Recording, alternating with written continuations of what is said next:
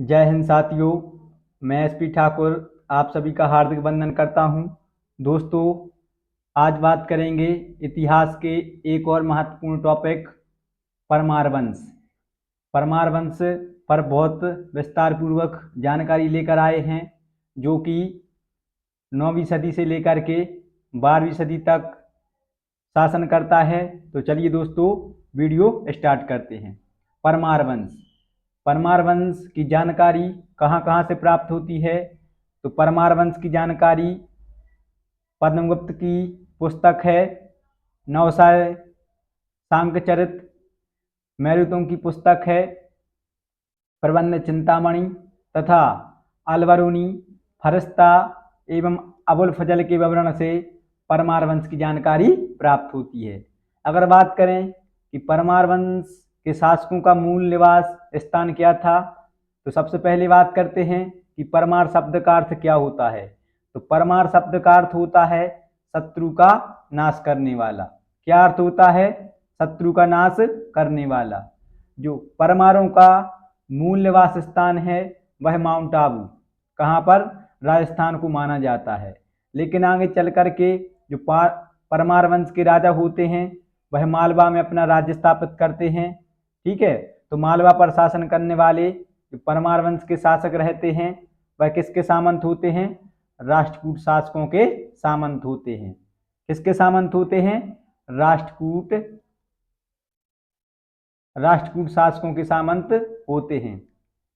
अगर बात की जाए कि परमार वंश की उत्पत्ति कहाँ से हुई है, तो परमारों की उत्पत्ति जो चंद्रवरदाय की पुस्तक है, कौन? पृथ्वीराज रासो। पृथ्वीराज रासो में परमाणु की उत्पत्ति आबू में ऋषि वशिष्ठ के द्वारा किए गए अग्निकुंड से बताई जाती है। किससे बताई जाती है? अग्निकुंड से। किसके द्वारा किए गए अग्निकुंड से? ऋषि वशिष्ठ की। और यह जानकारी कहाँ पर प्राप्त होती है? जो चंद्रवरदायी हैं, चंद्रवरदाय की प्रसिद्ध पुस्तक का नाम क्या है? पृथ्वीराज रासो। इसमें ही परमाणु की उत्पत्ति की जानकारी प्राप्त होती है। बात करते हैं कि परमार वंश की स्थापना किसने की थी, तो 9वीं सदी में उपेंद्र के द्वारा परमार वंश की स्थापना की जाती है। और उपेंद्र का एक अन्य नाम और मिलता है कृष्णराज। इसका अन्य नाम क्या मिलता है? कृष्णराज भी इसका अन्य नाम मिलता है। इसने अपनी राजधानी कहाँ बनाई थी? तो उपेंद्र ने परमार वंश की राजधानी उज्जैन मध्य प्रदेश को बनाई थी। किसको बनाई थी? उज्जैन मध्य प्रदेश को बनाई थी। ऐसा माना जाता है कि लगभग 812 ईस्वी में जो राष्ट्रकूट शासक थे, कौन? गोविंद तृतीय। गोविंद तृतीय ने प्रतिहारों से मालवा को जीत करके वहां का सामंत किसे नियुक्त किया था? उपेंद्र नामक व्यक्ति को मालवा का शासक नियुक्त किया था या सामंत नियुक्त किया था। क्योंकि आपको पता ही है कि जो परमार वंश के शासक हैं वह किसके सामंत थे? तो राष्ट्रकूट वंश के शासकों के सामंत थे। 9वीं सदी ईस्वी में जो उपेंद्र रहता है वह मालवा में स्वतंत्र परमार राज्य की नींव रखता है। जो उपेंद्र के उत्तराधिकारी होते हैं उनमें क्रमशः बैरी सिंह प्रथम, सियक प्रथम, बागपति प्रथम, बैरी सिंह द्वितीय तथा सियक द्वितीय होते हैं। तो बैरी सिंह प्रथम, सियक प्रथम, बागपति प्रथम और बैरी सिंह द्वितीय, इन्होंने ऐसा कोई उल्लेखनीय कार्य नहीं किया है, इसलिए इनके सिर्फ आप नाम याद रखोगे क्रम के लिए। बात करते हैं सियक द्वितीय पर। तो सियक द्वितीय ने कब से कब तक शासन किया परमार वंश में? तो सियक द्वितीय ने 948 ईस्वी से लेकर के 972 ईस्वी तक शासन किया। मतलब कि कितने साल? 24 वर्षों तक। 24 वर्षों तक सियक द्वितीय ने परमार वंश पर शासन किया। परमार वंश का वास्तविक संस्थापक, तो परमार वंश का वास्तविक संस्थापक कौन था? सियक द्वितीय था। कौन था? सियक द्वितीय था। इसने परमार वंश के शासकों को राष्ट्रकूटों की अधीनता से मुक्त करवाया था। तो वह कौन सा शासक था जिसने परमार वंश को राष्ट्रकूटों की अधीनता से मुक्त करवाया था तो वह कौन था? सियक द्वितीय था। इसने 972 ईस्वी में राष्ट्रकूटों की राजधानी मान्यखेट पर आक्रमण करके उसे जला दिया था। राष्ट्रकूटों की राजधानी क्या हुआ करती थी? मान्यखेट। क्या हुआ करती थी? मान्यखेट, जिस पर सियक द्वितीय ने 972 ईस्वी में आक्रमण करके इसे जला दिया था। इसके बाद में सियक द्वितीय के बाद में जो इसका पुत्र रहता है कौन? बागपति मुंज, जो कि इसे मुंजा घास पर मिला था। किसके लिए? सियक द्वितीय के लिए। तो इसका नाम बागपति मुंज पड़ा। यह नेक्स्ट शासक होता है परमार वंश का, बागपति मुंज। बागपति मुंज कब से कब तक?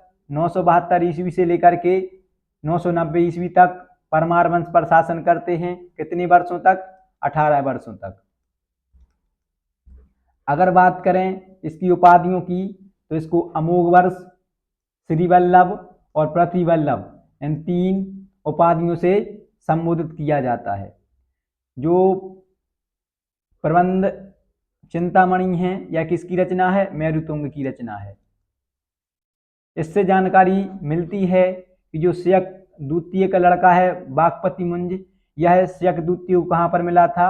मुंजा घास पर पड़ा हुआ मिला था। कहाँ पर पड़ा हुआ मिला था? मुंजा घास पर। इसलिए इसका नाम क्या पड़ा था? मुंज पड़ा था। मुंज परमार वंश का सबसे शक्तिशाली शासक था। उसने कलचुरी शासक युवराज द्वितीय तथा कल्याणी के चालुक्य, जो कल्याणी के चालुक्य शासक थे, तैलप द्वितीय को पराजित किया था। बहुत ही ज्यादा शक्तिशाली शासक था। और जो मेरुतंग की पुस्तक है प्रबंध चिंतामणि और अकबर के 9 रत्नों में से एक अबुल फजल की पुस्तक है आईने अकबरी। इसमें जानकारी मिलती है कि मुंज ने जो चालुक्य शासक हैं तैलप द्वितीय, इनको 6 बार परास्त किया था।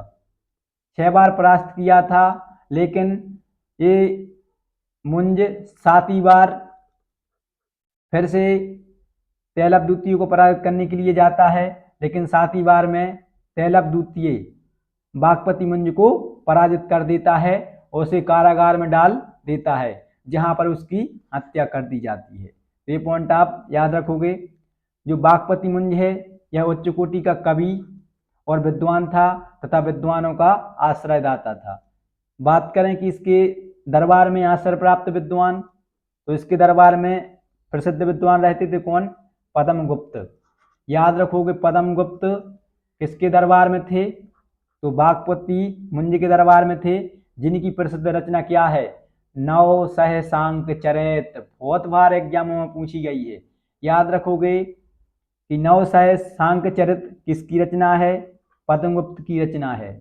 और यह पद्मगुप्त किसके दरबार में निवास करते थे? तो किन के दरबार में निवास करते थे? बागपति मुंज के दरबार में निवास करते थे। धनंजय, जिनकी रचना का नाम है 10 रूपक। धनिक, जिनकी रचना का नाम है 10 रूपा लोक। हलायुध और अमित गति, ये प्रमुख विद्वान थे जो बागपति मुंज के दरबार में आश्रय प्राप्त थे। बागपति मुंज के बाद उसका छोटा भाई सिंधुराज शासक बनता है, जो कि परमार वंश में 990 ईस्वी से लेकर के 1010 ईस्वी तक, मतलब कि 20 वर्षों तक शासन करता है। कितनी वर्षों तक शासन करता है? 20 वर्षों तक शासन करता है। बागपति मुंज का उत्तराधिकारी उसका छोटा भाई सिंधुराज हुआ। सिंधुराज ने चालुक्य शासक 1700 को पराजित करके अपने खोए हुए प्रदेशों पर पुनः अधिकार किया था। तो परमार शासकों में वह कौन सा शासक था जिसने अपने खोए हुए प्रदेशों पर पुनः अधिकार किया था? वह सिंधुराज था, जो कि बागपति मुंज का छोटा भाई था। इसके बाद में नेक्स्ट शासक बनते हैं भोज परमार, या इनको ही क्या कहते हैं? राजा भोज।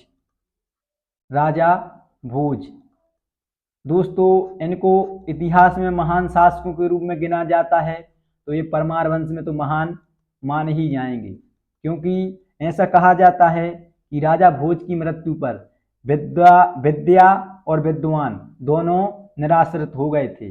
मतलब इन्होंने विद्या और विद्वानों को इतना संरक्षण दिया था कि इनकी मृत्यु पर अभी नेक्स्ट आगे वाक्य आएगा, उसको अपन चर्चा करेंगे। परमार भोज या राजा भोज इन्होंने कब से कब तक शासन किया? तो इन्होंने 1010 से लेकर के 1055 ईस्वी तक, मतलब कि 45 वर्षों तक परमार वंश पर शासन किया। अगर इनकी राजधानी की बात की जाए तो इन्होंने अपनी राजधानी धार मध्य प्रदेश को बनाया था। किसे बनाया था? धार मध्य प्रदेश को बनाया था। उपाधि कविराज, वेरी IMP है, बहुत बार पूछी गई है कि कविराज किस शासक के लिए जाना जाता है?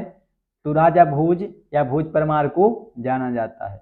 निर्माण कार्यों में तो इन्होंने भोपाल, जो कि मध्य प्रदेश की राजधानी है, वहां पर भोजताल बना हुआ है शहर के बीचों बीच, उसका निर्माण किसने करवाया था? भोज परमार के द्वारा करवाया गया था। इसके अलावा इन्होंने सरस्वती मंदिर और संस्कृत विद्यालय भी बनवाया था। ठीक है। राजा भोज स्वयं विद्वान शासक था और विद्वानों के आश्रयदाता भी थे।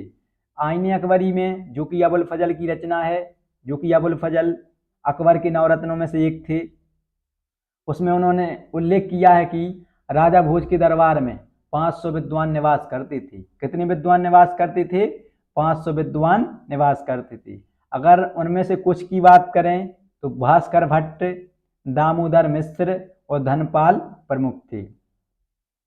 राजा भोज एक स्वयं विद्वान शासक थे, तो उन्होंने भी 84 ग्रंथों की रचना की है। 84, कितने ग्रंथों की रचना की है? 84 ग्रंथों की रचना की है, जिनमें से कुछ प्रमुख हैं, परीक्षा की दृष्टि से बहुत ही महत्वपूर्ण रहते हैं, तो उनको जान लेते हैं। तो आयुर्वेद सर्वस्व, जो कि चिकित्सा शास्त्र से संबंधित है। सम्रांगण सूत्रधार, जो कि शिल्प शास्त्र या वास्तुशास्त्र से संबंधित है। ये पूछी गई हैं भैया, तो याद रखोगे आप। युक्ति कल्पतरु, जो कि राजनीति शास्त्र, जिसमें नौका निर्माण की जानकारी मिलती है। नौका मतलब नाव, बोट, इसके निर्माण की जानकारी मिलती है। राजमार्तंड, जो कि पतंजलि के योग सूत्र का टीका है। सरस्वती कंठाभरण, जो कि व्याकरण या काव्य शास्त्र है। इसके अलावा शब्दानुशासन, श्रृंगार प्रकाश, तत्व प्रकाश और व्यवहार समुच्चय, इन सभी की रचना किसने की है? राजा भोज। राजा भोज या भोज परमार ने की है। बहुत ही विद्वान शासक थे, ऐसे वैसे नहीं थे दोस्ती। जो मेरुतंग की पुस्तक है प्रबंध चिंतामणि, भोज परमार या जो राजा भोज थे, इन्होंने चालुक्य शासक भीमद्वितीय को पराजित करते हैं। ठीक है। और उनकी राजधानी अनहिलवाड़ा को लूटते हैं। लेकिन आगे चल करके यही भीमदेव द्वितीय कलचुरी शासक कर्णदेव की सहायता से मालवा पर आक्रमण करता है, और युद्ध के दौरान ही चिंता में बीमार पड़ जाते हैं। कौन? राजा भोज। चिंता में पड़ जाते हैं राजा भोज, और राजा भोज की मृत्यु हो जाती है।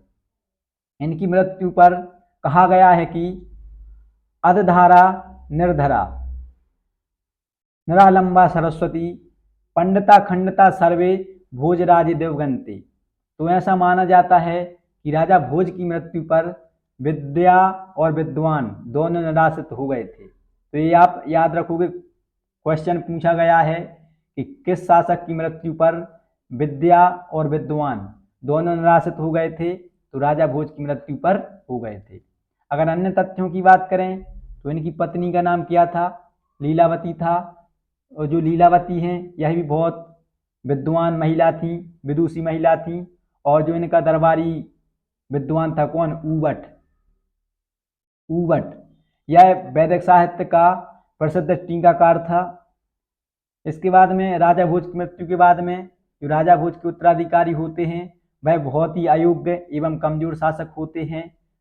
और 13वीं शताब्दी में जो तोमर वंश के शासक होते हैं, वह परमार वंश का समाप्त कर देते हैं, परमार वंश को समाप्त कर देते हैं। अगर राजा भोज के उत्तराधिकारी में बात की जाए तो जयसिंह प्रथम राजा भोज के बाद में बनते हैं।